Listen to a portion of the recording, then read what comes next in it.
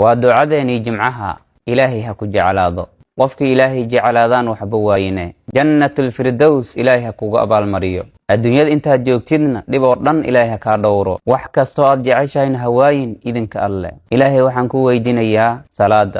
صونك